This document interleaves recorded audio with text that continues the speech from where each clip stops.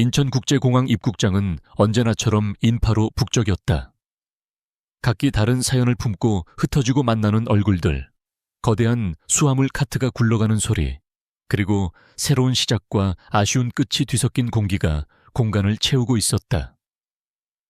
유성그룹의 후계자 강지훈은 이 모든 혼돈의 중심에 서 있었지만 그에게는 마치 소음이 차단된 유리 상자 안에 있는 듯 고요했다. 방금 뉴욕에서 일주일간의 고된 출장을 마치고 돌아온 그의 얼굴에는 지친 기색보다 날카로운 냉정함이 서려 있었다.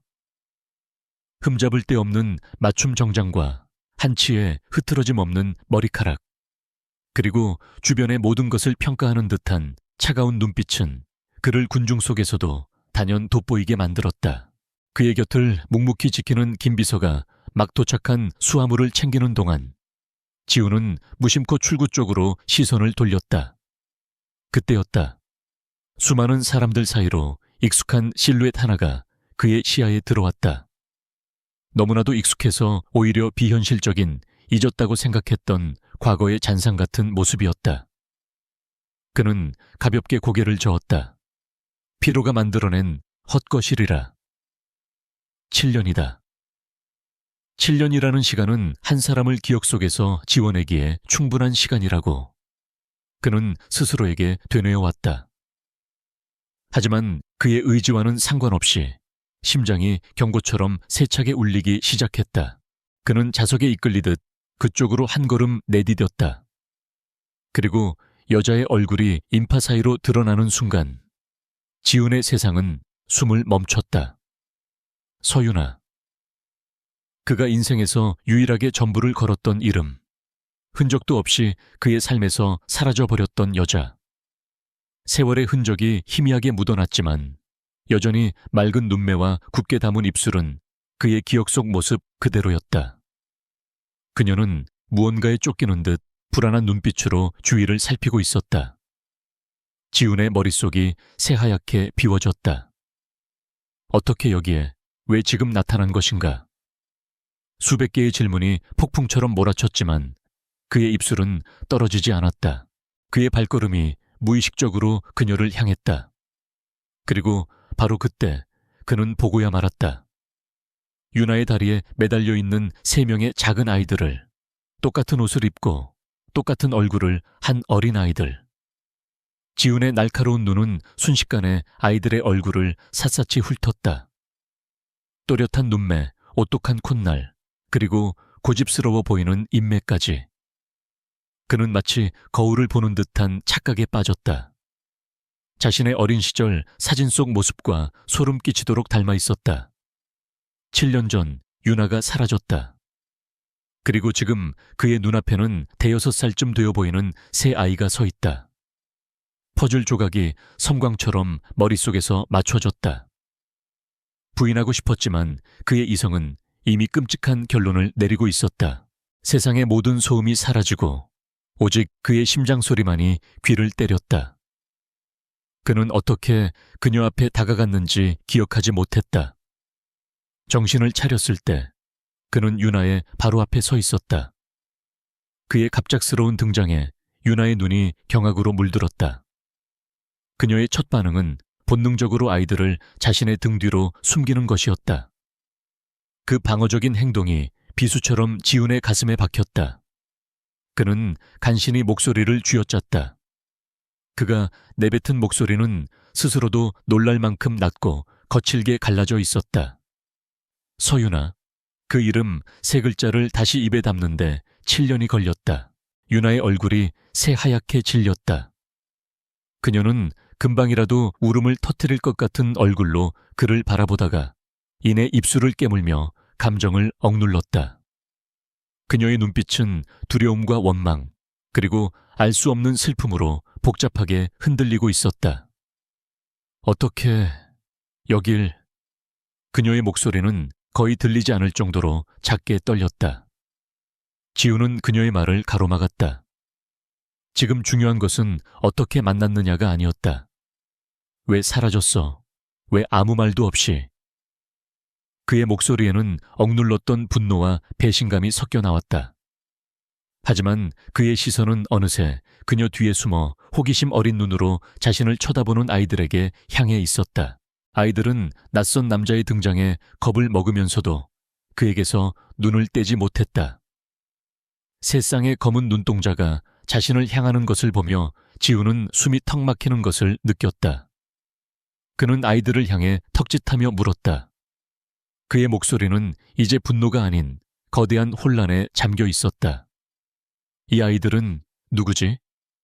유나는 그의 질문에 몸을 움찔 떨었다.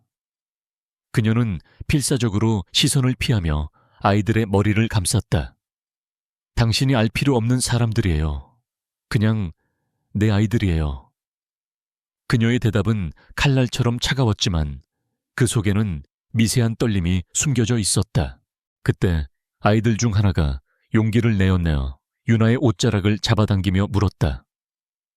엄마, 이 아저씨 누구야? 아이의 맑고 순수한 목소리가 두 사람 사이에 팽팽한 긴장감을 갈랐다. 그 목소리는 지훈의 심장을 그대로 관통했다. 엄마. 그 한마디가 그의 머리를 망치로 내리치는 듯했다. 유나는 당황하며 아이의 입을 막으려 했지만 이미 늦었다.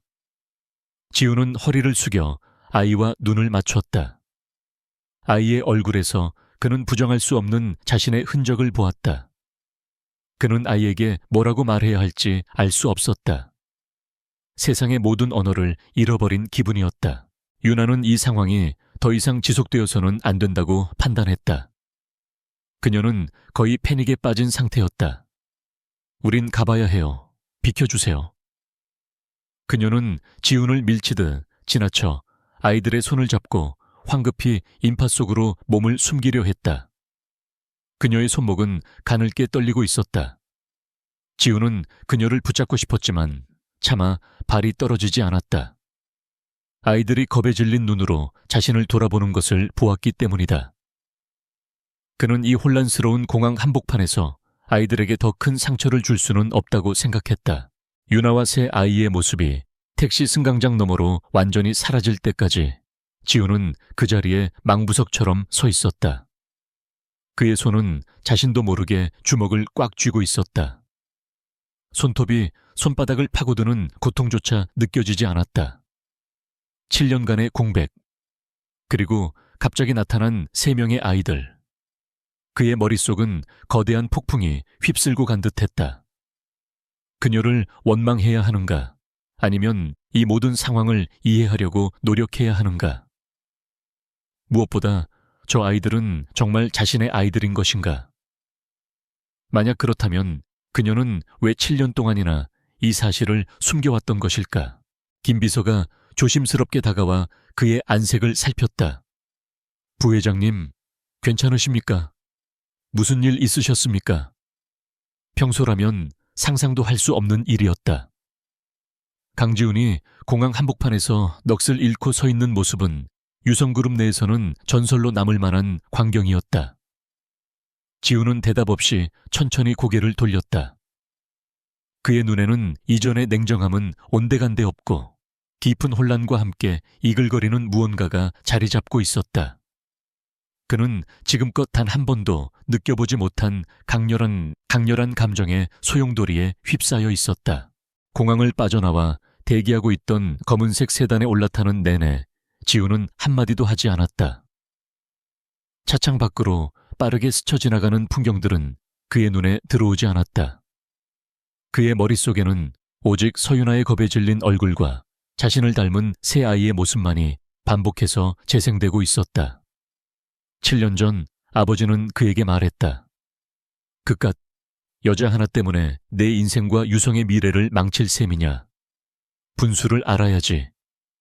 그는 결국 아버지의 뜻에 굴복했다. 사랑과 미래 사이에서 그는 미래를 택했다.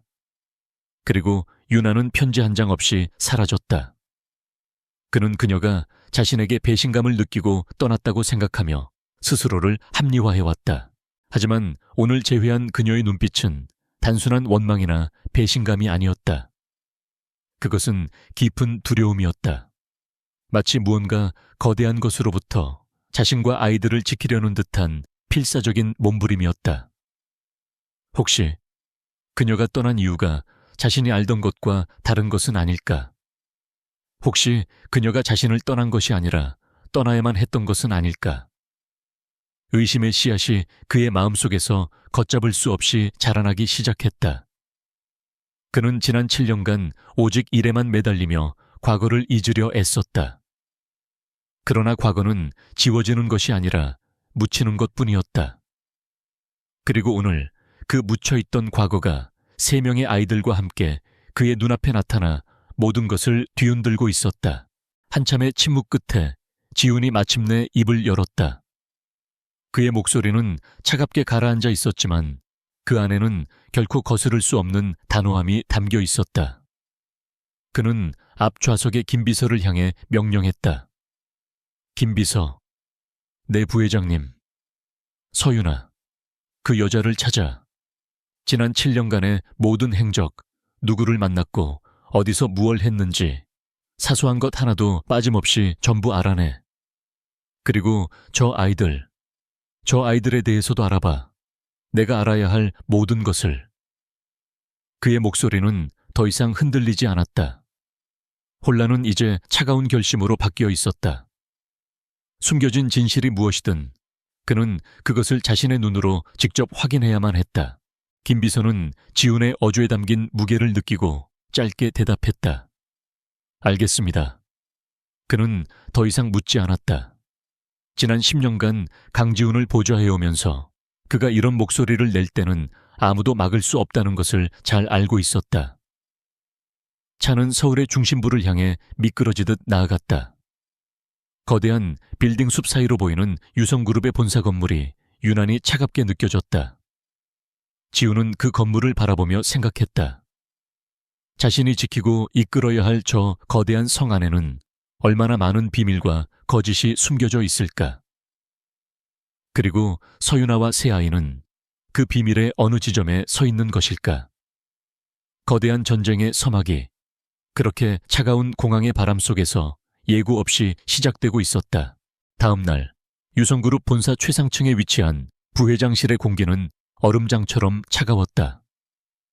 강지훈은 거대한 통유리창 앞에 서서 발 아래 펼쳐진 서울의 잿빛 도시를 무감각하게 내려다보고 있었다. 그의 책상 위에는 수십억 달러 규모의 인수합병 서류들이 산더미처럼 쌓여 있었지만 어제부터 단 한 장도 그의 눈에 들어오지 않았다. 그의 머릿속은 온통 공항에서 마주친 서윤아와 새 아이의 얼굴로 가득 차 있었다. 평소에 그라면 상상조차 할 수 없는 업무 집중력 저하였다. 그는 지난 7년간 단 한 번도 사적인 감정으로 일을 그르친 적이 없었다. 하지만 지금 그의 견고했던 세계는 송두리째 흔들리고 있었다. 똑똑 노크 소리와 함께 김 비서가 안으로 들어왔다. 그의 손에는 얇은 서류 봉투 하나가 들려 있었고 그의 표정은 그 내용물이 결코 만족스럽지 않다는 것을 말해주고 있었다. 부회장님, 요청하신 내용입니다. 하지만 김 비서는 말을 흐렸다. 지훈은 천천히 몸을 돌렸다. 그의 눈은 밤새 한숨도 자지 못한 사람처럼 붉게 충혈되어 있었다. 하지만 그가 되물었다. 지난 7년간의 기록이 거의 없습니다. 마치 누군가 의도적으로 지워버린 것처럼 깨끗합니다. 김 비서의 대답에 지훈의 미간이 깊게 패였다. 김 비서의 보고는 충격적이었다. 서윤아는 7년 전 한국을 떠나 캐나다의 한적한 시골 마을에서 지낸 것으로 확인되었다. 하지만 출입국 기록 외에는 어떠한 공적인 기록도 남아있지 않았다. 직업도, 금융거래 내역도, 심지어는 이웃과의 교류 흔적조차 찾기 어려웠다. 마치 유령처럼 살았던 것이다. 아이들의 출생 기록 역시 마찬가지였다. 대형 병원이 아닌 작은 동네 클리닉에서 태어난 것으로 되어 있었고 접근할 수 있는 정보는 극히 제한적이었다.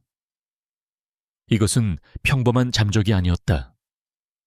배후에 전문가의 손길이 닿아 있었다. 누군가가 서윤아와 아이들의 존재를 세상으로부터 완벽하게 숨기려 했다는 명백한 증거였다. 보고서를 내려놓은 지훈의 손이 미세하게 떨렸다. 그는 눈을 감았다. 그러자 흐릿한 현실 대신 과거의 기억이 파편처럼 선명하게 떠올랐다. 7년하고도 몇 개월 전, 아직 세상의 무게를 알지 못했던 24세 강지훈이 있었다. 그는 유성그룹의 후계자가 아닌 그저 서윤아를 사랑하는 한 남자였다. 캠퍼스 잔디밭에 나란히 누워 서툰 미래를 그리던 날들. 그녀는 가난했지만 누구보다 밝게 웃었고 그의 차가운 세상을 따스한 햇살로 채워주었다.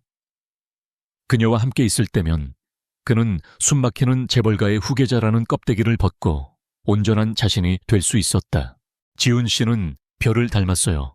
멀리서 보면 차갑게 빛나지만 가까이 다가가면 사실은 뜨겁게 타오르고 있잖아요.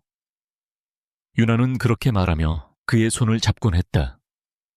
그녀의 작은 손이 주는 온기, 청량한 웃음소리, 그리고 그를 바라보던 깊은 신뢰의 눈빛.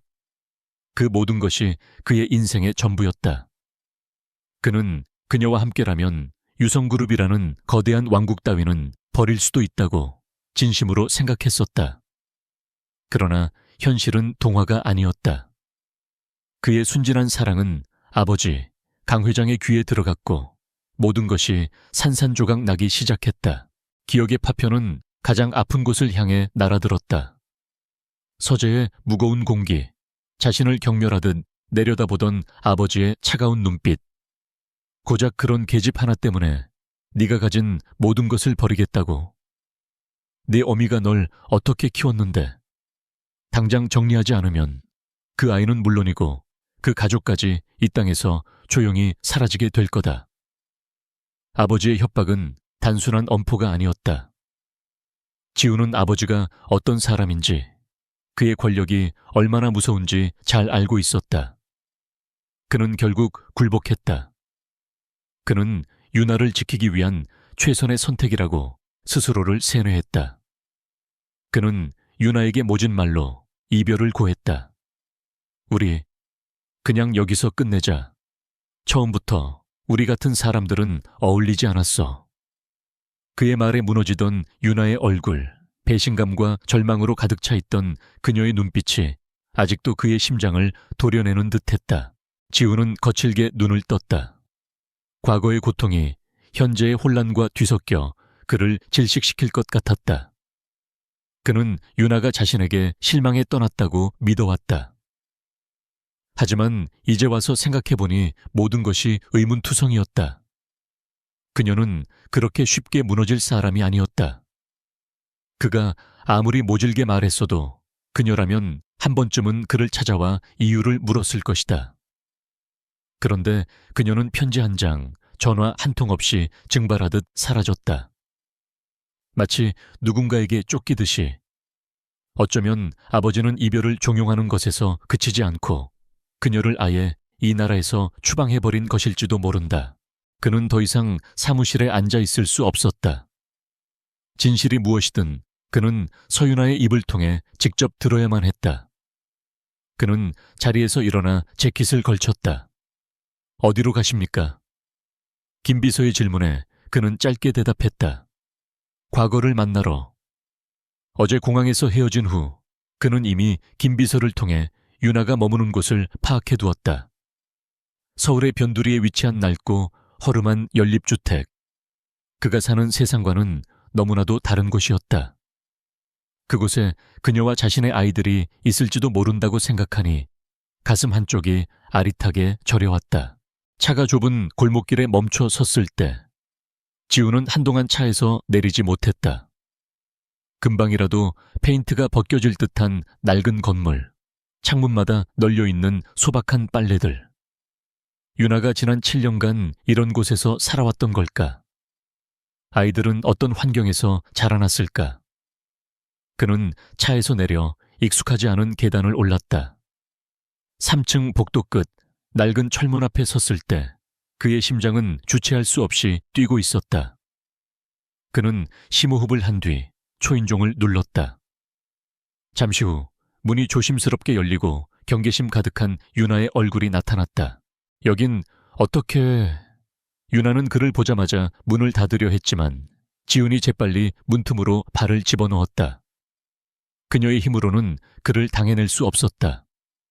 이야기 좀 해. 제발. 지훈의 목소리는 간절했다. 유나는 그의 눈빛을 피하며 고개를 저었다.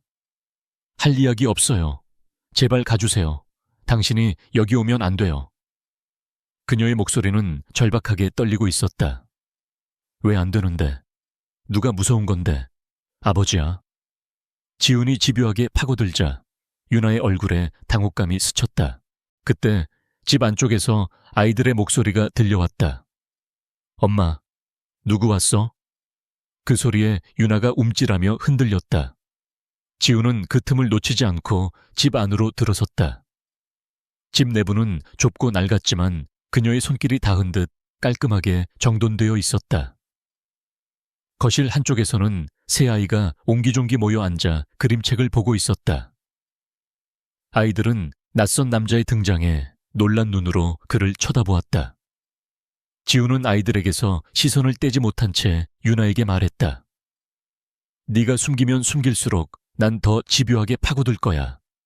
그게 내 방식인 거 알잖아. 그는 더 이상 분노를 표출하지 않았다. 대신 지독한 슬픔과 절박함이 담긴 눈으로 그녀를 바라보았다. 그는 테이블 위에 있던 얇은 보고서를 꺼내 그녀 앞에 내려놓았다. 캐나다의 작은 마을, 존재하지 않는 7년의 기록. 누군가 널 철저하게 숨겨줬더군. 왜 그랬던 거야? 무엇으로부터 도망쳤던 건데? 유나는 보고서를 보고는 입술을 세게 깨물었다. 그녀의 어깨가 가늘게 떨렸다. 지훈은 그녀에게 한 걸음 더 다가섰다. 그리고 가장 묻고 싶었던, 가장 두려웠던 질문을 입에 담았다. 저 아이들, 내 아이들 맞아? 진실을 말해줘, 유나야. 그거면 돼. 그의 질문에 유나의 눈에서 기어코 눈물 한 방울이 흘러내렸다. 하지만 그녀는 재빨리 눈물을 닦아내고는 고개를 세차게 저었다. 그녀의 목소리는 이전보다 더 단호하고 차가워져 있었다. 아니에요. 당신 아이들 아니에요. 당신과는 아무 상관없는 내 아이들이라고요. 이제 그만 과거에 집착하고 당신 인생 사세요. 우린 이미 7년 전에 끝났어요. 그녀의 말은 날카로웠지만 지훈은 보았다. 필사적으로 진실을 감추려는 그녀의 눈빛 뒤에 숨겨진 깊은 공포를. 그녀는 증오 때문에 거짓말을 하는 것이 아니었다. 두려움 때문에 거짓말을 하고 있었다. 지훈은 더 이상 그녀를 몰아붙이지 않았다. 그는 말없이 몸을 돌려 현관으로 향했다. 그의 마음속에서는 오히려 하나의 확신이 차갑게 자리 잡고 있었다. 그녀의 저토록 필사적인 부정이야말로 가장 강력한 긍정이었다. 그녀는 혼자 힘으로 자신의 모든 기록을 지울 수 있는 사람이 아니다. 분명 거대한 배후가 있다. 그리고 그 배후는 그녀와 아이들을 지독한 위험에 빠뜨릴 수 있을 만큼 강력한 존재일 것이다. 그는 문을 열고 나가기 전 마지막으로 그녀를 돌아보았다. 널 두렵게 하는 게 뭔지 모르겠지만 내가 알아낼 거야. 그리고 만약 저 아이들이 정말 내 아이들이라면 그땐 누구도 너와 아이들을 건드리지 못하게 할 거야. 연립주택을 빠져나온 지훈은 차에 기대어 담배를 꺼내 물었다. 그는 담배를 피우지 않은 지 오래였다. 하지만 지금은 니코틴의 도움이 절실했다. 굳은 표정으로 낡은 건물의 3층 창문을 올려다보았다. 희미하게 불빛이 새어나오는 저 작은 공간 안에 자신의 인생을 송두리째 뒤바꿀지 모를 진실이 웅크리고 있었다. 이제 이 문제는 단순히 지나간 첫사랑에 대한 미련이 아니었다. 이것은 자신의 가족, 그리고 자신이 이끌어야 할 유성그룹 깊숙이 뿌리내린 거대한 음모와 맞서 싸워야 하는 전쟁이었다. 흩뿌려진 안개가 서서히 걷히고 있었고 그 너머에 도사리고 있는 진실의 윤곽은 그가 상상했던 것보다 훨씬 더 거대하고 추악했다. 서윤아의 집을 나선 강지훈의 머릿속은 그 어느 때보다 차갑고 명료하게 움직이기 시작했다. 감상적인 혼란은 끝났다. 이제부터는 전쟁이었다. 그는 자신의 가족과 회사를 상대로 싸워야 할지도 모르는 이 싸움에서 유성그룹의 공식적인 자원을 이용할 수 없다는 것을 깨달았다. 적은 내부에 있었고 섣부른 움직임은 상대를 자극해 유나와 아이들을 더 큰 위험에 빠뜨릴 뿐이었다. 그는 핸드폰을 들어 단축번호 하나를 길게 눌렀다. 신호음이 몇 번 울린 뒤 낮고 신뢰감 있는 목소리가 들려왔다. 최 실장입니다. 최 실장. 그의 본명은 최진우. 그는 과거 국정원에서 손꼽히는 엘리트 요원이었으나 내부의 부조리에 환멸을 느끼고 나온 인물이었다. 몇 년 전 억울한 누명을 쓰고 위기에 처한 그를 구해준 것이 바로 지훈이었다. 그 이후 최 실장은 지훈에게 절대적인 충성을 바치며 그가 설립한 최고 수준의 보안 및 사설 조사 업체 에이전트 X를 통해 지훈의 그림자 역할을 해왔다. 나 강지훈입니다. 최 실장 개인에게 맡길 일이 있습니다. 지훈의 목소리는 지극히 사무적이었지만 그 안에 담긴 무게는 전화기 너머로도 충분히 전달되었다. 지훈은 최 실장에게 간결하게 지시를 내렸다. 7년 전 유성그룹 재무팀 소속이었던 서윤아의 아버지 서진철 부장의 해고 사유와 그 전후의 모든 상황을 재조사할 것. 특히 그 사건에 자신의 사촌인 강민혁 전무가 어떻게 연관되어 있는지 샅샅이 파헤칠 것. 모든 조사는 철저히 비공식적으로 자신의 이름이 드러나지 않게 진행해야 한다는 점을 수차례 강조했다. 최 실장은 아무것도 묻지 않고 단 한마디로 대답했다. 알겠습니다. 지훈은 전화를 끊었다. 이제 보이지 않는 전쟁을 위한 첫 번째 말이 놓였다. 같은 시각 유성그룹 본사 35층에 위치한 강민혁 전무의 사무실은 지훈의 공간과는 사뭇 다른 분위기를 풍기고 있었다. 화려한 현대 미술 작품과 값비싼 가구들로 채워진 그의 공간은 그의 과시적인 성격을 그대로 보여주고 있었다. 그는 만족스러운 미소를 지으며 방금 성사시킨 해외 계약 서류에 사인을 하고 있었다. 그때 그의 비서가 조심스럽게 들어와 보고했다. 전무님, 강지훈 부회장께서 어제와 오늘 서울 변두리에 한 연립주택을 방문한 것으로 확인되었습니다. 그곳은 서윤아라는 여자의 거주지라고 합니다. 서윤아. 그 이름이 나오는 순간 민혁의 얼굴에서 오만하던 미소가 순식간에 사라졌다. 그의 눈빛이 차갑게 굳어졌다. 7년 전 그가 완벽하게 처리했다고 믿었던 과거의 망령. 그는 의자 깊숙이 몸을 묻고 손가락으로 책상을 천천히 두드렸다. 모든 것이 그의 계획대로 진행되고 있었다. 서진철 부장이 자신의 비자금 내역을 눈치챘을 때 그는 조금도 당황하지 않았다. 오히려 그것을 기회로 삼았다. 그는 서 부장의 약점이 그의 딸 서윤아라는 것을 간파했다. 그리고 그 딸의 가장 큰 약점은 바로 자신의 사촌이자 유성그룹의 유일한 후계자 강지훈이라는 것도 그는 당시의 기억을 떠올렸다. 사랑에 눈이 멀어 뵈는 게 없던 강지훈의 어리숙한 모습. 그는 그 사랑이라는 감정을 경멸했다. 그에게 감정은 목적을 달성하기 위한 도구일 뿐이었다. 그는 서 부장에게 딸의 미래와 자신의 죄를 맞바꾸자고 제안했다. 강지훈의 곁에서 사라져 준다면 횡령 혐의를 덮어주고 해외에서 조용히 살 수 있는 돈을 주겠다고. 결국 서 부장은 딸을 위해 모든 것을 받아들였다. 민혁은 2마리 토끼를 동시에 잡은 셈이었다.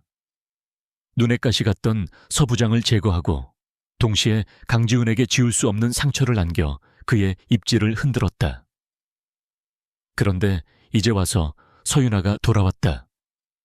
그것도 강지훈과 다시 만나기 시작했다. 이것은 그의 완벽한 계획에 생긴 예상 밖의 균열이었다. 한편 지훈은 아버지 강 회장을 직접 떠보기로 결심했다. 그는 저녁 식사 후 아버지가 홀로 있는 서재를 찾았다. 육중한 원목 문 너머의 서재는 언제나처럼 무겁고 위압적인 공기로 가득했다. 강 회장은 붓글씨를 쓰고 있다가 지훈이 들어서자 먹물이 묻은 붓을 조용히 내려놓았다. 무슨 일이냐? 아들의 방문이 달갑지 않다는 듯한 딱딱한 말투였다. 지훈은 조금도 동요하지 않고 본론으로 들어갔다. 서유나라는 여자 기억하십니까? 그의 입에서 그 이름이 나오자 강 회장의 눈썹이 미세하게 꿈틀했다. 강 회장의 표정에는 놀라움이 없었다. 마치 언젠가는 이 질문을 받게 될 줄 알았다는 듯한 태연함이었다. 그는 찻잔을 들어 차를 한 모금 마시고는 나지막이 말했다. 이미 끝난 인연에 미련을 두는 것은 사내답지 못한 행동이다. 미련이 아닙니다. 질문입니다. 7년 전 그 여자에게 정확히 무슨 일이 있었던 겁니까? 왜 그렇게 갑자기 떠나야만 했는지 아버지는 알고 계실 것 같아서 여쭙는 겁니다. 지훈의 목소리는 차분했지만 그 안에는 물러설 수 없는 의지가 담겨 있었다. 강 회장은 잠시 아들을 꿰뚫어 볼 듯이 응시했다. 그의 눈빛은 아들을 향한 걱정이 아닌 자신의 왕국을 지키려는 군주의 냉혹함으로 가득했다. 괜한 일을 들쑤시지 마라. 긁어 부스럼 만들 필요 없다. 너는 유성의 미래에만 집중하면 된다. 하찮은 과거사 때문에 대업을 그르칠 셈이냐.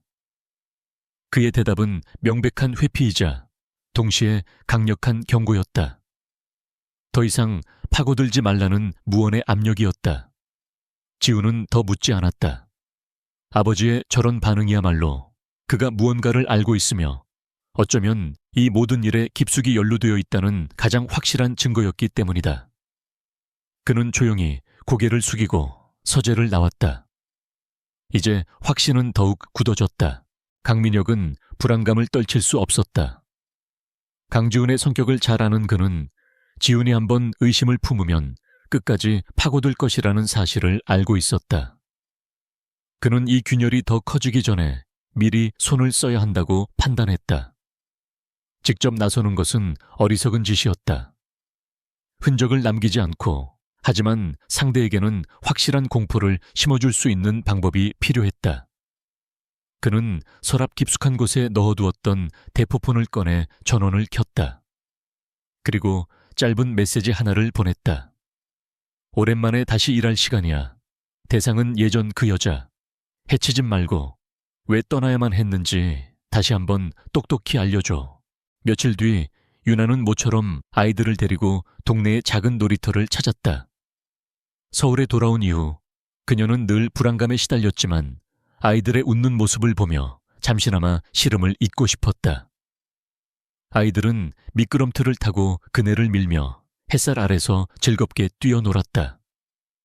그 모습을 보며 유나의 입게도 희미한 미소가 떠올랐다.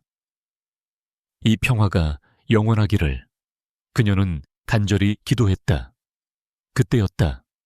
문득 느껴지는 낯선 시선에 그녀는 고개를 들었다.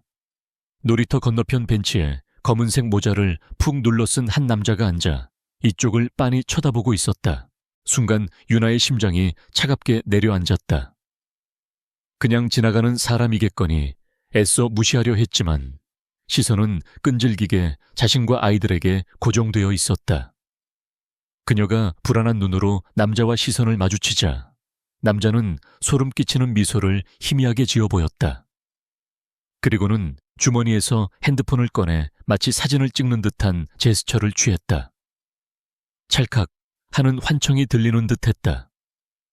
남자는 그 행동을 끝으로 아무 일 없었다는 듯 자리에서 일어나 유유히 골목길 너머로 사라졌다. 유나는 온몸에 피가 얼어붙는 것 같았다.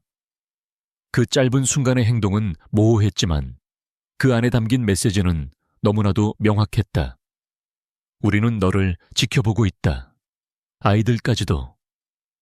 7년간의 평화는 산산조각 났다. 과거의 위협은 더 이상 기억 속의 악몽이 아니었다.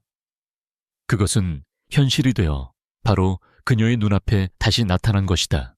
놀이터에서의 섬뜩한 경험 이후 서유나의 세상은 다시 잿빛 불안감으로 뒤덮였다. 그녀는 아이들을 데리고 집으로 돌아온 뒤에도 창밖을 내다보는 것을 멈출 수 없었다. 평범해 보이던 골목길의 모든 행인, 모든 차량이 자신을 감시하는 눈처럼 느껴졌다.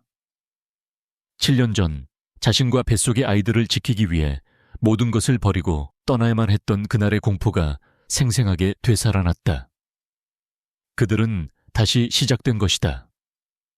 그녀가 한국에 돌아왔다는 사실을, 그리고 강지훈과 재회했다는 사실을 그들이 알고 있다는 명백한 경고였다. 그녀는 현관문의 잠금 장치를 몇 번이고 확인하고 아이들이 잠든 것을 확인한 뒤에도 거실 소파에 웅크린 채 뜬 눈으로 밤을 지새웠다. 이틀이 지난 늦은 오후, 유나는 아이들을 위해 저녁 식사를 준비하고 있었다. 아이들은 거실에서 장난감을 가지고 놀며 제잘거리고 있었다. 그 평화로운 소음이 그녀에게는 유일한 위안이었다. 바로 그때였다. 낡은 연립주택 건물이 통째로 울리는 듯한 굉음과 함께 집안의 모든 창문이 거세게 흔들렸다. 쾅 하는 굉음은 마치 바로 집 앞에서 폭탄이라도 터진 듯 했다.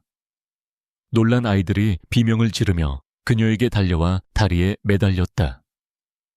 엄마, 무서워. 유나는 아이들을 품에 꼭 껴안고 떨리는 손으로 가스레인지 불을 껐다. 심장이 미친 듯이 방망이질했다. 그녀는 조심스럽게 창가로 다가가 블라인드 틈새로 밖을 내다보았다. 그리고 그 순간 그녀는 숨을 멈췄다. 그녀가 사는 건물 바로 앞, 좁은 골목길에 검은색 대형 트럭 한 대가 아슬아슬하게 처박혀 있었다. 트럭은 그녀 집 주차 공간에 세워져 있던 낡은 경차를 형체를 알아볼 수 없을 정도로 짓뭉개 버린 상태였다. 그녀의 차였다. 만약 5분만 늦게 아이들을 데리러 나갔더라면, 혹은 5분만 일찍 장을 보러 나갔더라면, 끔찍한 상상이 그녀의 머리를 스쳤다. 이것은 단순한 사고가 아니었다. 이것은 놀이터에서의 시선보다 훨씬 더 직접적이고 폭력적인 경고였다. 다음번에는 차가 아니라 너희가 될 수도 있다는 무언의 협박이었다. 주변에서 사람들이 놀라 뛰쳐나오고 웅성거리는 소리가 들려왔다. 트럭 운전사는 머리를 감싸쥐며 어쩔 줄 몰라 하는 연기를 하고 있었다. 하지만 유나는 보았다. 운전사가 군중의 시선을 피해 자신을 올려다보던 그 차갑고 무감정한 눈빛을 놀이터 벤치에 앉아있던 그 남자와 같은 종류의 눈빛이었다. 공포가 그녀의 목을 졸랐다. 그녀는 아이들을 데리고 이 집에서, 이 나라에서 다시 도망쳐야 한다고 생각했다. 하지만 어디로? 그들의 소나기는 세상 끝까지 뻗어 있는 것만 같았다. 그녀는 무력감에 주저앉아 떨고 있는 아이들을 그저 끌어안는 것밖에는 할 수 있는 일이 없었다.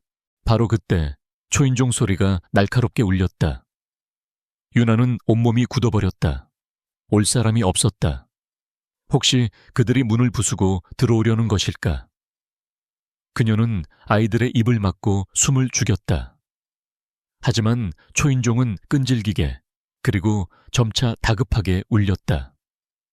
이윽고 문 밖에서 익숙하지만 지금 이 순간 가장 듣고 싶지 않았던 목소리가 들려왔다. 서윤아, 나야, 강지훈. 안에 있는 거 알아. 문 열어. 그의 목소리는 평소의 냉정함과는 달리 다급함과 분노로 가득 차 있었다. 유나는 잠시 망설였다. 그를 이 위험 속으로 끌어들여서는 안 된다. 하지만 동시에 이 철문 하나를 사이에 두고 들려오는 그의 목소리가 지독하게 안심이 되는 것을 부정할 수 없었다. 그녀는 떨리는 손으로 문을 열었다. 문이 열리자마자 지훈은 집 안으로 성큼 들어섰다. 그의 얼굴은 분노로 하얗게 질려 있었다. 그는 창밖의 끔찍한 광경과 겁에 질려 울고 있는 아이들, 그리고 넋이 나간 채 서 있는 유나를 번갈아 보았다. 괜찮아? 다친 데는? 그가 유나의 어깨를 붙잡으며 물었다. 그의 손은 불처럼 뜨거웠다. 유나는 대답 대신 고개를 저었다. 지훈은 그녀의 어깨를 잡은 손에 힘을 주었다. 이게 무슨 짓이야? 대체 누가, 왜? 그는 이미 답을 알고 있다는 듯이 이를 악물었다. 그의 눈에는 무서운 분노가 이글거리고 있었다. 사실 그는 최 실장을 통해 유나의 집 주변에 보이지 않는 감시망을 설치해둔 상태였다. 사고가 발생하자마자 현장에 있던 최 실장의 요원으로부터 즉시 보고가 올라왔다. 보고를 받는 순간 지훈은 모든 회의를 중단하고 미친 듯이 이곳으로 달려왔다. 그의 예상보다 적의 움직임이 훨씬 더 빠르고 과감했다. 지훈은 더 이상 망설이지 않았다. 이것은 선택이나 제안의 문제가 아니었다. 짐 챙겨. 당장 여기서 나가야겠어. 그의 목소리는 거스를 수 없는 명령이었다. 유나는 본능적으로 반박했다. 안 돼요. 우리가 떠나면 돼요. 당신까지 위험해질 순 없어요. 그녀의 말에 지훈은 허탈하게 웃었다. 위험? 나 때문에 시작된 일이야. 7년 전에도 그리고 지금도. 그런데 이제 와서 나 혼자 안전하라고? 그런 비겁한 짓은 2번 다시 안 해. 그는 단호하게 말했다. 그의 눈빛은 그녀의 어떤 반박도 용납하지 않겠다는 의지로 불타고 있었다. 그는 유나를 지나쳐 아이들에게 다가갔다. 그는 무릎을 굽혀 울고 있는 아이들과 눈을 맞췄다. 그의 얼굴에서 분노는 사라지고 대신 서툴지만 진심 어린 부드러움이 피어났다. 얘들아, 괜찮아. 아저씨가 있잖아. 이제 아무도 너희들 무섭게 못할 거야. 우리 아주 멋지고 안전한 곳으로 이사 갈까? 그의 따뜻한 목소리에 아이들은 울음을 그치고 그를 올려다보았다. 아이들의 눈에 비친 그는 마치 영화에 나오는 슈퍼히어로 같았다. 유나는 그 모습을 보며 가슴 한쪽이 무너져 내리는 것을 느꼈다. 그녀가 지난 7년간 아이들에게 혼자서 되어주려고 발버둥 쳤던 그 존재. 바로 아버지라는 존재의 그림자를 그녀는 지금 강지훈에게서 보고 있었다. 더 이상 저항할 힘도 명분도 남아있지 않았다. 유나는 말없이 고개를 끄덕였다. 그녀가 아이들의 옷가지 몇 개와 소중한 물건들을 챙기는 동안 지훈은 밖으로 나가 최 실장에게 전화를 걸었다.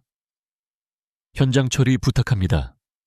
단순한 뺑소니 사고로 종결시켜요.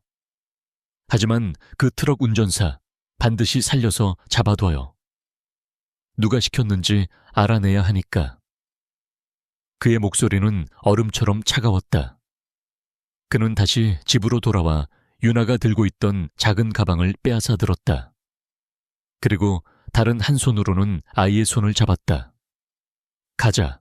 지훈이 그들을 데려간 곳은 서울의 야경이 한눈에 내려다 보이는 최고급 주상복합 아파트의 펜트하우스였다.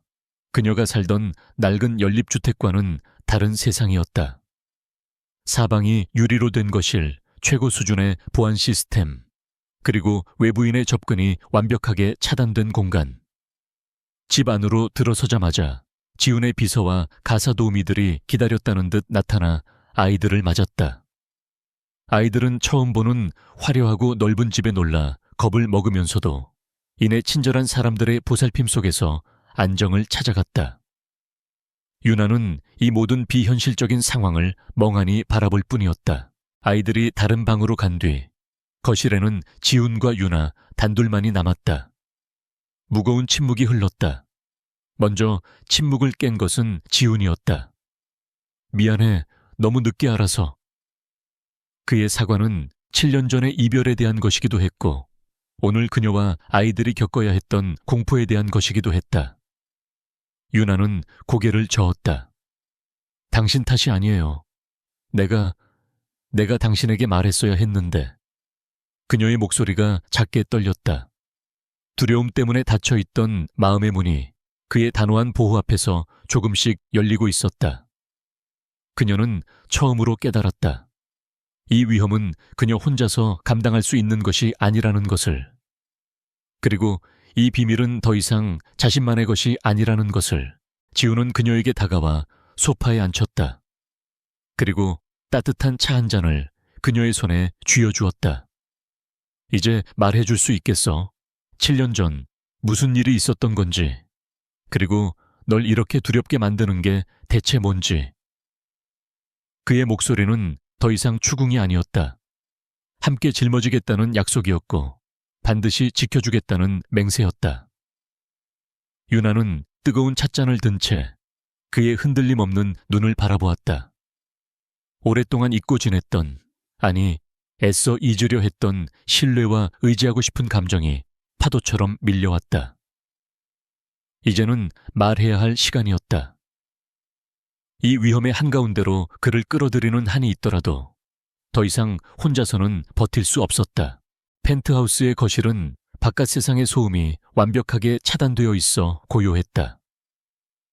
통유리창 너머로 펼쳐진 서울의 야경은 보석처럼 반짝였지만 그 화려함은 지금 두 사람의 무거운 침묵을 위로하지 못했다. 서윤아는 손에 든 찻잔의 온기가 서서히 식어가는 것을 느끼며 오랫동안 망설였다. 7년 동안 겹겹이 쌓아온 비밀의 무게는 너무나도 무거웠고 그것을 꺼내는 순간 모든 것이 돌이킬 수 없게 변해버릴 것을 알았기 때문이다. 강지훈은 그녀를 재촉하지 않았다. 그는 그저 묵묵히 그녀가 입을 열기를 기다려주었다. 그 인내심 어린 기다림이 오히려 그녀에게 용기를 주었다. 마침내 유나는 떨리는 목소리로 입을 열었다. 모든 건 우리 아버지 때문에 시작됐어요. 그녀의 이야기는 7년 전 평생을 유성그룹에 헌신했던 성실한 회계부장 서진철에 대한 이야기로 시작되었다. 아버지는 유성그룹을 단순한 직장이 아니라 자신의 청춘을 바친 자부심으로 여겼다. 그는 강 회장의 창업 신화를 존경했고 회사가 정도를 걷고 있다고 굳게 믿었던, 어쩌면 조금은 순진할 정도로 정직한 사람이었다. 유나는 그런 아버지를 늘 자랑스럽게 생각했다. 사건의 발단은 정기 내부 감사에서 비롯되었다. 아버지는 해외 건설 프로젝트와 관련된 자금 흐름을 검토하던 중 몇 개의 유령 회사로 흘러 들어가는 비정상적인 거래 내역을 우연히 발견했다. 처음에는 단순한 회계상의 오류라고 생각했지만 파고들면 파고들수록 부패의 규모는 상상을 초월했다.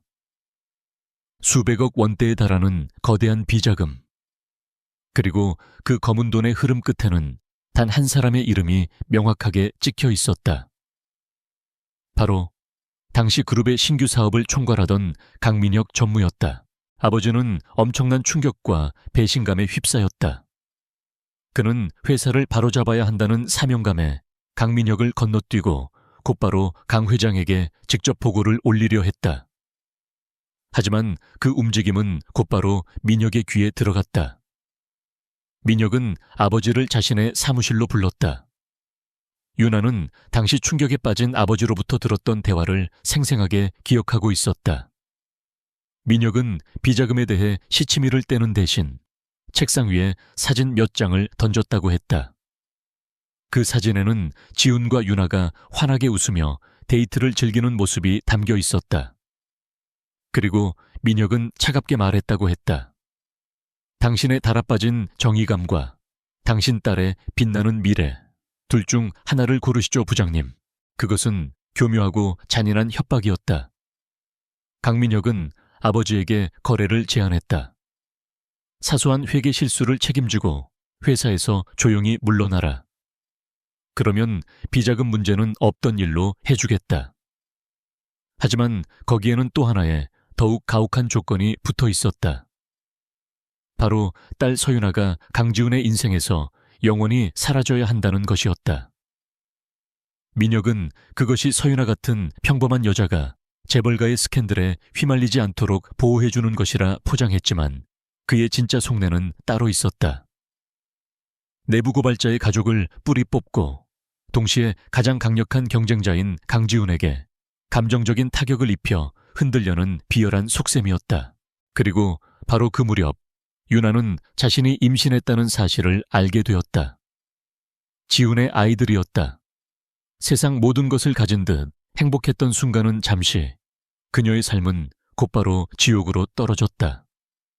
아버지는 망가져갔고 사랑하는 남자의 아이를 가졌지만 바로 그 사랑이 아버지를 파멸시키는 무기가 되어 돌아왔다. 그녀에게 선택의 여지는 없었다. 아버지를 범죄자로 만들지 않기 위해, 그리고 태어날 아이들을 지키기 위해 그녀는 민혁의 제안을 받아들일 수밖에 없었다. 그녀는 지훈에게 모진 말로 이별을 고하고 그의 가슴에 대못을 박았다. 그 모든 것이 아버지를, 그리고 그를 지키기 위한 최선이라고 스스로를 다독이면서 민혁의 사람들은 모든 것을 일사천리로 진행했다. 그녀의 출국 수속, 캐나다에서의 새로운 신분, 그리고 약간의 정착금까지. 딱 죽지 않을 만큼만. 그래서 영원히 고개를 들고 살 수 없을 만큼의 돈이었다. 그녀는 혼자 낯선 땅에서 새 아이를 낳고 길렀다. 늘 불안에 떨며 살았다. 혹시라도 아이들의 존재가 알려지면 민혁이 아이들을 빼앗아 가거나 더 끔찍한 해코지를 할지도 모른다는 공포 속에서 7년을 버텼다. 아이들이 아파도 병원에 마음 편히 데려가지 못했고, 아이들의 웃음소리가 커질수록 그녀의 두려움도 함께 커져갔다. 이야기를 마친 유나는 마침내 참았던 눈물을 터뜨렸다. 내가 떠난 그날, 뱃속에 당신 아이들이 있었어요. 7년 동안 혼자였어요. 그들이 아이들의 존재를 알게 될까봐, 그래서 이 아이들마저 빼앗아 갈까봐 매일 밤 악몽을 꿨어요.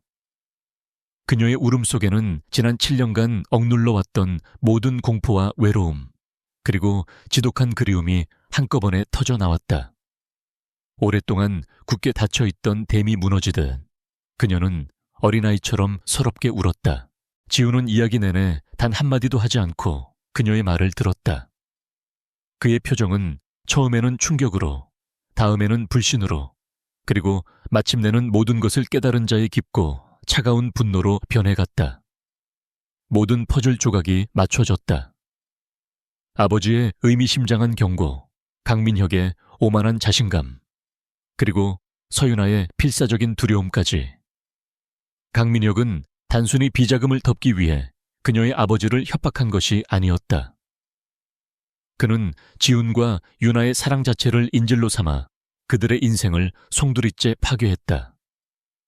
지훈의 가슴 속에서 들끓던 죄책감과 연민은 이제 다른 무언가로 변해가고 있었다. 그것은 강철처럼 단단하고 칼날처럼 서늘한 복수심이었다. 그는 자리에서 일어나 소리 없이 우는 유나의 곁으로 다가갔다. 그리고는 그녀의 떨리는 어깨를 부드럽게, 하지만 단단하게 감싸 안았다. 그의 품은 따뜻하고 안전했다.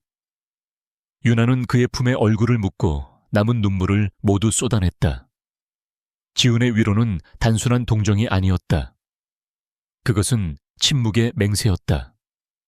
다시는 그녀와 아이들을 혼자 두지 않겠다는, 그리고 그들을 이렇게 만든 자에게 모든 것을 되돌려주겠다는 서약이었다. 그의 흔들리던 눈빛은 이제 한치의 망설임도 없이 오직 하나의 목표만을 향하고 있었다. 사냥꾼은 잠에서 깨어났다. 그의 심장은 뜨거운 사랑과 차가운 분노로 동시에 타오르고 있었다. 강민혁, 그는 유나가 흘린 눈물 한 방울까지, 그리고 그들이 도둑맞은 7년의 모든 순간을 처절하게 대가로 치르게 될 것이었다. 서윤아의 고백이 끝난 다음 날 아침, 강지훈은 완전히 다른 사람이 되어 있었다. 지난 며칠간 그를 괴롭혔던 감정적인 동요와 혼란은 온데간데 없었고, 그 자리에는 얼음처럼 차갑고 강철처럼 단단한 결심만이 남아있었다. 그는 밤새 잠 못 이루고 불안에 떨었을 유나와 아이들을 먼저 살폈다. 아이들은 다행히 새로운 환경에 제법 적응한 듯 가사 도우미와 함께 아침 식사를 하며 밝게 웃고 있었다. 그 모습을 본 지훈의 눈에 잠시 따뜻한 기운이 스쳤지만 이내 냉정한 전략가의 눈빛으로 돌아왔다. 그는 아직 불안한 기색이 역력한 윤에게 다가가 말했다. 이제 아무 걱정하지 마. 당신과 아이들은 내가 반드시 지킬 테니 지금부터 모든 건 내가 알아서 할 거야. 그의 목소리에는 흔들림 없는 확신이 담겨 있어 듣는 사람마저 안심시키는 힘이 있었다. 그는 유나에게 한 가지를 부탁했다. 7년 전 아버지가 비자금에 대해 이야기했던 모든 것, 스쳐 지나가듯 말했던 회사의 이름이나 사람 이름, 의심스러운 정황 등 기억나는 아주 사소한 것이라도 좋으니 전부 적어달라고 했다. 그것은 그의 방역을 위한 첫 번째 무기가 될 것이었다. 유나는 그의 단호한 모습에 고개를 끄덕였다. 더 이상 두려움에 숨어있는 대신 그와 함께 싸워야 할 때라는 것을 깨달았다. 그녀는 기억을 더듬어 한자 한자 아버지의 억울함과 진실의 조각들을 종이 위에 써 내려가기 시작했다.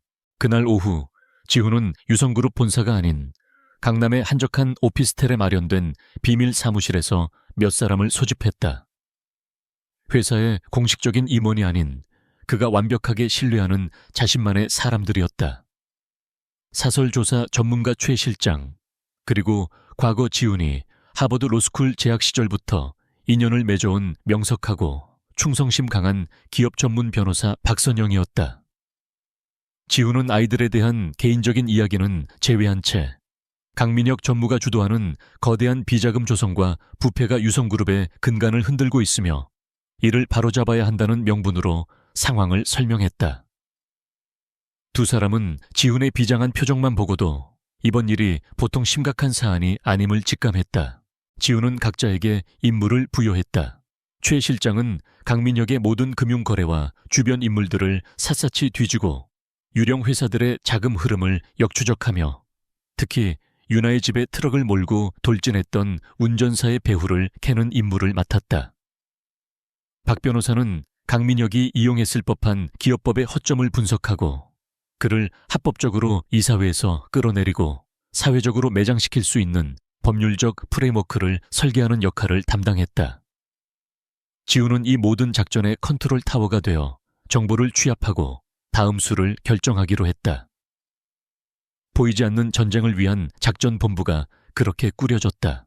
지적인 전쟁의 서막은 조용하지만 맹렬하게 올랐다. 최 실장의 팀은 곧바로 강민혁이 조성한 비자금의 흐름을 추적하기 시작했다. 예상대로 민혁은 복잡한 조세 회피처의 페이퍼 컴퍼니들을 이용해 흔적을 교묘하게 지워놓았다. 하지만 유나가 적어준 아버지의 메모 조각 속에 결정적인 단서가 있었다. 파나마의 유령, 리버티 홀딩스. 수많은 유령 회사들 사이에서 유독 자금의 최종 목적지 역할을 했던 그 이름.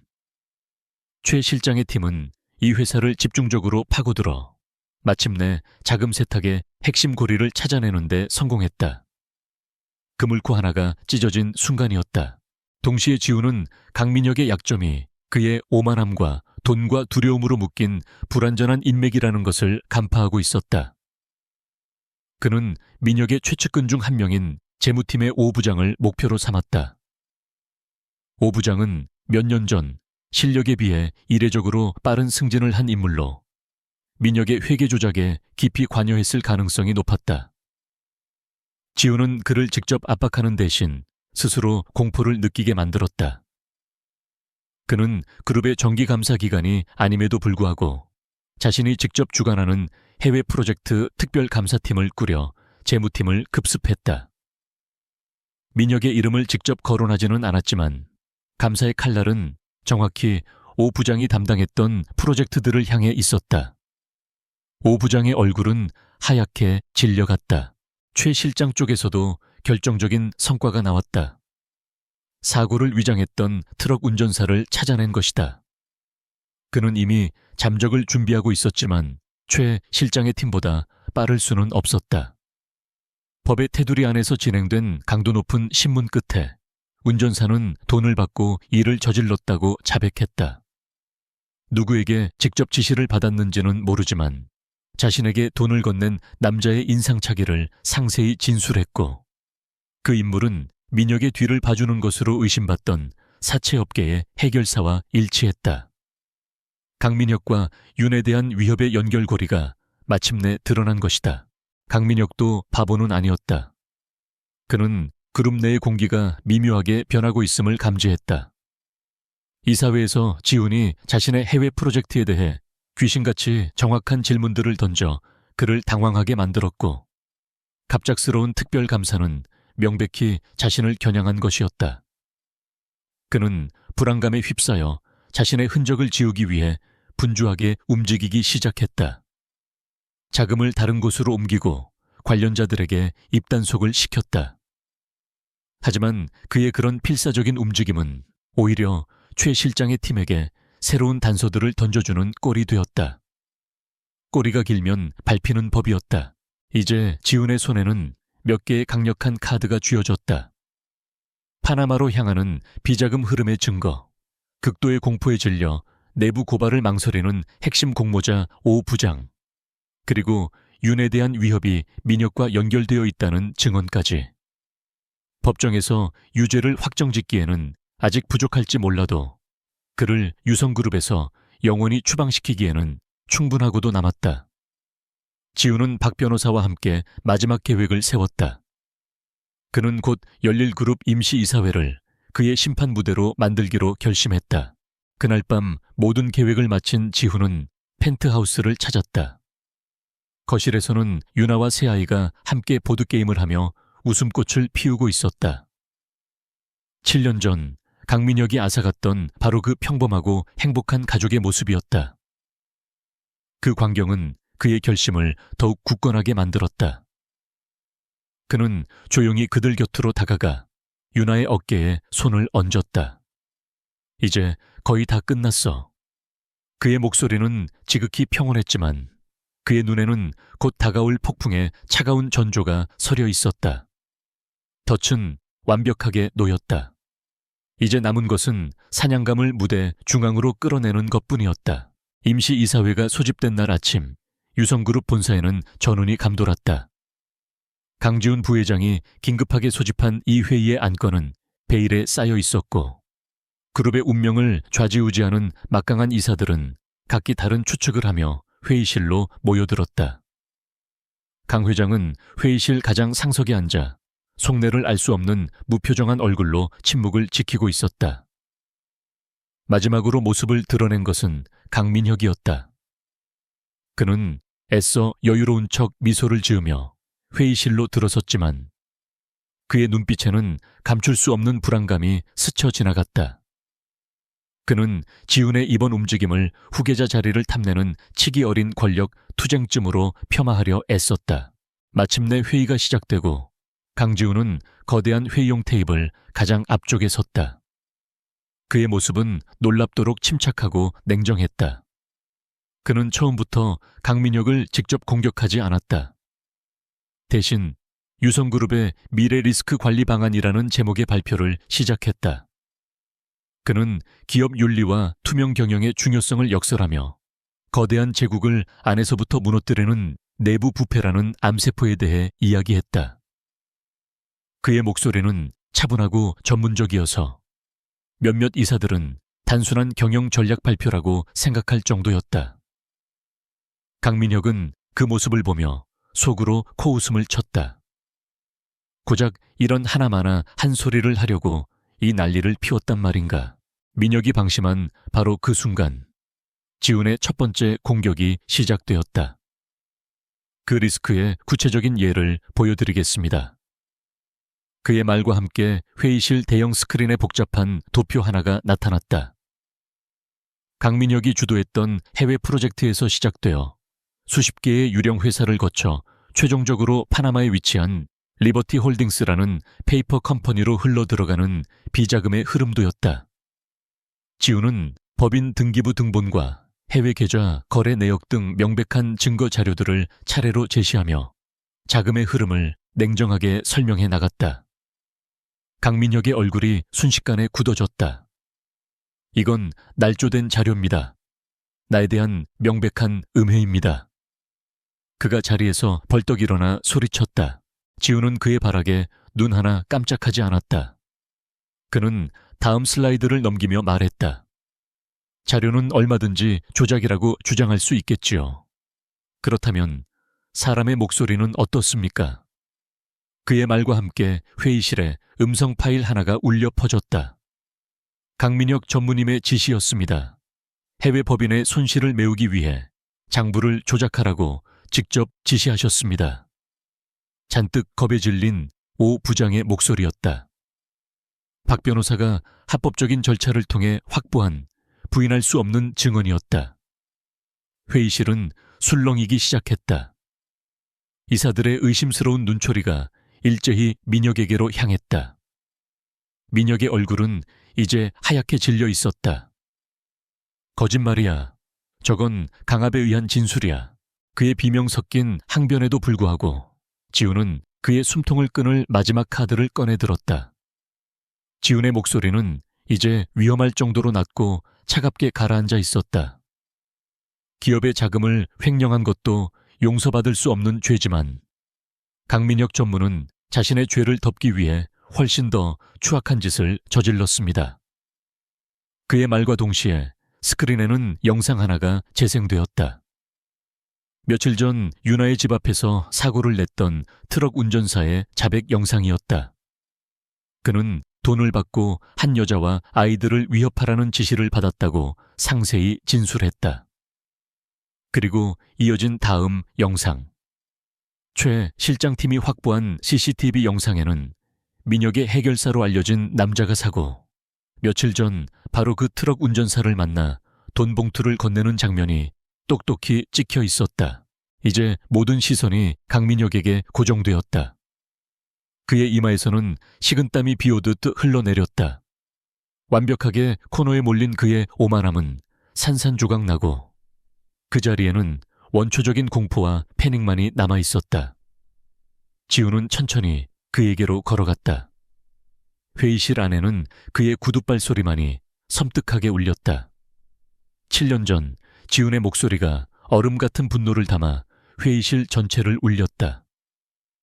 당신은 당신의 죄를 덮기 위해 한 무고한 직원의 인생을 파괴하고 그의 딸을 협박했지. 그 여자가 바로 서윤아 씨다. 그리고 그 직원은 20년간 이 회사에 충성을 바친 서진철 부장이었고, 그런데 이제는 그 위협이 그녀의 3살배기 어린아이들에게까지 향하고 있어. 그는 서류 뭉치 하나를 민혁의 얼굴 앞으로 집어 던졌다. 서류 뭉치에서는 처참하게 부서진 윤아의 자동차 사진들이 흩어져 나왔다. 회의 내내 침묵을 지키던 강 회장의 얼굴이 굳어졌다. 어린아이들에 대한 위협. 그것은 그조차도 용납할 수 없는 선을 넘은 행위였다. 그는 민혁을 조카가 아닌 혐오스러운 범죄자를 보는 듯한 눈빛으로 쏘아보았다. 아버지의 그 눈빛을 본 순간 민혁은 모든 것이 끝났음을 직감했다. 이성을 잃은 그는 괴성을 지르며 지훈에게 달려들었다. 네가 너 때문에 모든 게 망했어. 하지만 그의 주먹이 지훈에게 닿기도 전에 문 밖에서 대기하고 있던 보안 요원들이 달려들어와 그의 양팔을 제압했다. 그의 몰락은 너무나도 비참하고 추악하며 공개적이었다. 강민혁은 짐승처럼 울부짖으며 보안 요원들에게 끌려나갔다. 회의실에는 충격적인 침묵만이 감돌았다. 지훈은 승리감에 도취하는 대신 비장한 표정으로 그 자리에 우뚝 섰다. 그는 이사들과 그리고 자신의 아버지를 향해 돌아섰다. 그의 목소리에는 이제까지와는 다른 유성그룹의 진정한 지배자로서의 권위가 서려 있었다. 오늘을 기점으로 새로운 유성이 시작될 것입니다. 부패와 거짓 위에 세워진 성은 결국 무너지기 마련입니다. 저는 유성을 투명하고 정의로운 반석 위에 다시 세울 것입니다. 그의 선언은 한 시대의 종말과 새로운 시대의 시작을 알리는 굳건한 약속처럼 회의실의 공기 속에 무겁게 내려앉았다. 강민혁이 이사회 회의실에서 끌려나간 직후 유성그룹은 거대한 폭풍의 눈으로 빨려 들어갔다. 오너 일가의 비리 스캔들은 언론을 통해 걷잡을 수 없이 퍼져나갔고 그룹의 주가는 곤두박질 쳤다. 하지만 폭풍의 중심에 선 강지훈은 놀라울 정도로 침착했다. 그는 즉시 회장 직무대행의 자격으로 긴급 기자회견을 열고 대중 앞에 섰다. 그는 그룹의 치부를 숨기거나 변명하는 대신 모든 과오를 인정하고 국민 앞에 고개를 숙였다. 그리고 전면적인 쇄신과 함께 과거와의 완벽한 단절을 약속했다. 그의 진솔하고 단호한 태도는 오히려 시장과 대중에게 깊은 신뢰를 심어주었고 혼란은 서서히 안정을 찾아가기 시작했다. 그날 밤 지훈은 아버지의 서재를 다시 찾았다. 며칠 사이 절대 무너지지 않을 것 같던 강 회장은 눈에 띄게 늙고 쇠약해져 있었다. 그는 아들을 향한 분노나 원망 대신 깊은 회한이 담긴 눈으로 지훈을 바라보았다. 네가 옳았다. 강 회장의 입에서 나온 첫마디였다. 그는 모든 것을 고백했다. 민혁의 비리를 어렴풋이 알고 있었지만 안정이라는 명분 아래 애써 눈감아왔다는 것을. 그리고 7년 전 유성의 후계자에게 흠이 될까 두려워 서윤아를 내쳤던 자신의 어리석음을 인정했다. 그는 서랍에서 자신의 인감이 찍힌 사임서를 꺼내 지훈에게 건넸다. 이제 유성은 내 것이다. 나보다 더 나은 주인이 되어다오. 그것은 단순한 권력의 이양이 아니었다. 한 시대의 종말과 함께 아버지와 아들 사이에 길고 길었던 벽이 무너져 내리는 순간이었다. 법의 심판은 신속하고 엄중했다. 강민혁은 횡령, 배임, 증거, 인멸, 폭행교사 등의 혐의로 수십 년의 중형을 선고받았다. 그의 부패에 동조했던 임원들과 공모자들 역시 법의 처벌을 피하지 못했다. 그리고 가장 중요한 것, 서윤아의 아버지 서진철 부장의 명예가 공식적으로 회복되었다. 유성그룹은 공식 성명을 통해 서 부장이 내부 고발자였으며 그의 해고는 부당했다고 발표했다. 지훈은 직접 요양원에 계시던 서 부장을 찾아가 무릎을 꿇었다. 그는 자신의 가족과 회사가 저지른 죄에 대해 눈물로 사죄했고 서 부장은 말없이 그의 어깨를 두드리며 모든 것을 용서해 주었다. 7년간 묶여있던 원한의 매듭이 마침내 풀리는 순간이었다. 유성그룹의 새로운 총수가 된 지훈의 개혁은 거침없었다. 그는 가장 먼저 그룹 내부에 독립적인 윤리감사위원회를 설치하여 오너 일가조차 감사의 대상이 되게 했다. 학연, 지연으로 얽힌 낡은 임원진을 퇴진시키고 실력 있는 젊은 인재들을 파격적으로 등용했다. 또한 기업 범죄 피해자들을 돕기 위한 공익재단을 설립하고 그 첫 번째 수혜자로 서진철 부장과 그의 가족을 지정했다. 그는 단순히 회사를 이끄는 것이 아니라 유성그룹의 낡은 문화를 뿌리부터 바꾸고 있었다. 사람들은 그를 얼음 심장을 가진 개혁가라 불렀다. 하지만 세상이 아는 냉철한 개혁가의 모습과 달리 펜트하우스 안에서의 그는 서툴고 어색한 초보 아빠일 뿐이었다. 기업 인수합병보다 더 어려운 것은 새 아이의 마음을 얻는 일이었다. 그는 아이들의 눈높이에 맞춰 무릎을 꿇고 장난감 기차를 조립했고 생전 처음으로 동화책을 읽어주다가 꾸벅꾸벅 졸기도 했다. 아이들은 처음에는 그를 아저씨라 부르며 경계했지만 그의 서툴지만 진심 어린 노력에 서서히 마음의 문을 열기 시작했다. 어느 날 저녁 잠자리에 들기 전 아이들 중 하나가 그의 뺨에 뽀뽀하며 속삭였다. 아빠, 사랑해요. 지훈은 그 한마디에 세상 모든 것을 얻은 듯한 기쁨을 느꼈다. 7년의 공백을 메우기에는 아직 갈 길이 멀었지만 그는 기꺼이 그 길을 걸어갈 준비가 되어 있었다. 모든 폭풍이 지나간 어느 고요한 밤, 지훈과 유나는 테라스에 나란히 앉아 서울의 야경을 내려다보고 있었다. 과거의 상처는 여전히 희미하게 남아있었지만 더 이상 그들을 지배하지는 못했다. 지훈이 먼저 침묵을 깼다. 미안해. 7년 전에 내가 더 용감했더라면 우리가 이렇게 오랜 시간을 돌아오지 않았을 텐데. 그의 진심 어린 사과에 유나는 부드럽게 미소 지으며 고개를 저었다. 아니요. 우리 둘 다 그때는 너무 어렸고 우리가 상대해야 할 세상은 너무 거대했어요. 이제 괜찮아요. 지훈은 그녀의 손을 조심스럽게 잡았다. 그의 손은 따뜻하고 단단했다. 그는 화려한 반지나 거창한 이벤트를 준비하지 않았다.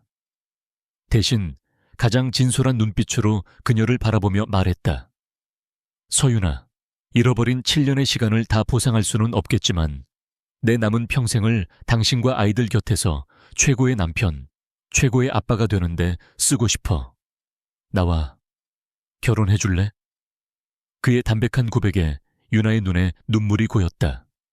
하지만 그것은 슬픔의 눈물이 아닌 행복의 눈물이었다. 그녀는 말없이 고개를 끄덕였다. 두 사람은 서로를 끌어안았다. 7년이라는 긴 겨울을 지나 그들의 사랑은 마침내 따뜻한 봄을 맞이하고 있었다. 에필로그. 1년 뒤 어느 화창한 주말 오후, 그들은 더 이상 차가운 펜트하우스에 살지 않았다. 서울 근교 푸른 잔디가 깔린 정원이 있는 하얀 2층 집이었다. 강지우는 딱딱한 정장 대신 편안한 면바지 차림으로 새 아이와 함께 정원에서 축구공을 차고 있었다. 아이들은 이제 거리낌 없이 아빠를 외치며 그의 주위를 맴돌았고, 그의 얼굴에는 유성그룹 총수의 냉정함 대신 아들을 이기지 못해 쩔쩔매는 평범한 아버지의 행복한 미소가 가득했다. 서윤아는 하얀 파라솔 아래 앉아 레모네이드를 마시며 그 모습을 바라보고 있었다. 그녀의 얼굴에는 그늘 한 점 없는 완벽한 평화와 만족감이 어려 있었다. 길고 길었던 폭풍은 완전히 끝났다. 상처는 아물어 아름다운 추억의 흔적이 되었고, 마침내 찾아온 새벽의 햇살은 눈부시도록 따사로웠다. 그렇게 그들은 잃어버린 시간을 넘어 완전한 가족이 되어가고 있었다.